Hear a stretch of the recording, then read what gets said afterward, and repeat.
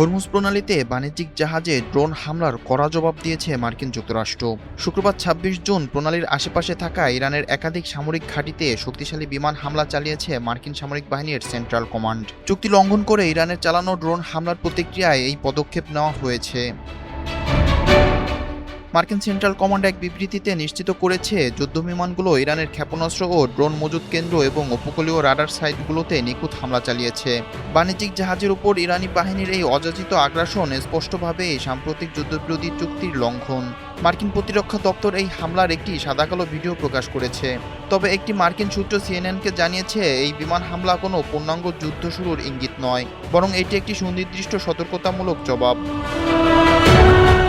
Rainbow অ্যাক্রোপ্লাস্টে acrylic এমালশন থাকায় মুছে ফেলা যায় যে কোনো দাগ সহজেই। Rainbow Paints, colour of joy. ইরানের এই হামলাকে শান্তি চুক্তির বোকামিপূর্ণ লঙ্ঘন বলে আখ্যা দিয়েছেন মার্কিন প্রেসিডেন্ট ডোনাল্ড ট্রাম্প। তিনি শুক্রবার সকালে নিজের মালিকানাধীন সামাজিক যোগাযোগ মাধ্যম ট্রুথ সোশ্যালে লিখেছেন, Islamic Republic of Iran Hormuz প্রণালী অতিক্রমকারী জাহাজের দিকে অন্তত ৪টি ওয়ান ওয়ে অ্যাটাক ড্রোন ছুড়েছিল।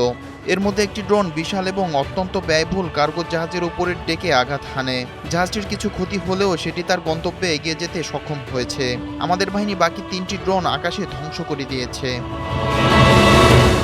পরবর্তীতে হোয়াইট হাউসের ওভাল অফিসে সাংবাদিকরা ইরানের বিরুদ্ধে কোনো পাল্টা সামরিক পদক্ষেপ নেওয়া হবে কিনা জানতে চাইলে ট্রাম্প সংক্ষিপ্ত ও রহস্যময় জবাবে বলেন, আপনারা খুব শীঘ্রই তা জানতে পারবেন। এর কয়েক ঘন্টা পরই সেন্ট্রাল কমান্ডের এই বিমান হামলার খবর সামনে আসে।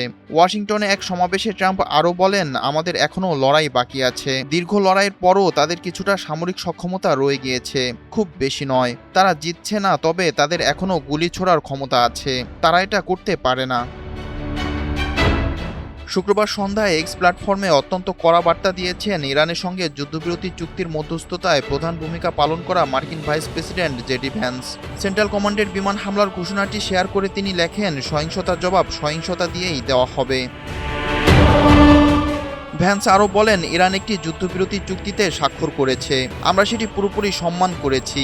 এই সমঝোতা স্মারক কিভাবে প্রয়োগ করা হচ্ছে তা নিয়ে যদি তাদের কোনো দ্বিমত থাকে, তবে তারা সরাসরি ফোনে কথা বলতে পারত, কিন্তু তা না করে তারা সহিংসতা বেছে নিয়েছে, যার জবাব সহিংসতা দিয়েই দেওয়া হলো। এদিকে ইরানের রাষ্ট্রীয় গণমাধ্যম প্রেস টিভি জানিয়েছে, মার্কিন বিমান হামলার জবাবে ইরানের শক্তিশালী আইআরজিসি এই অঞ্চলে থাকা মার্কিন সামরিক অবস্থানগুলোকে লক্ষ্য করে পাল্টা হামলা চালিয়েছে। তবে মার্কিন সামরিক বাহিনী এখন পর্যন্ত তাদের কোনো ঘাঁটিতে ইরানি হামলার খবর নিশ্চিত বা স্বীকার করেনি। এর আগে ওয়াশিংটন ও তেহরানের মধ্যে সমঝোতা স্মারক স্বাক্ষরের পর এই প্রথম দুই দেশের মধ্যে সরাসরি সামরিক সংঘাতের ঘটনা ঘটল। মূলত হরমুজ প্রণালীতে বাণিজ্যিক জাহাজ থেকে টোল বা ট্রানজিট ফি আদায় ও জাহাজের রুট নির্ধারণ নিয়ে দুই দেশের বিপরীতমুখী অবস্থানের কারণেই এই শান্তি চুক্তি হুমকির মুখে পড়েছে। ট্রাম্প প্রশাসন হরমুজ প্রণালীকে সম্পূর্ণ টোলমুক্ত এবং উন্মুক্ত ঘোষণা করলেও ইরান এই জলপথের উপর তাদের পূর্ণ তদারকি ও নিয়ন্ত্রণ বজায় রাখার দাবিতে অনড় রয়েছে।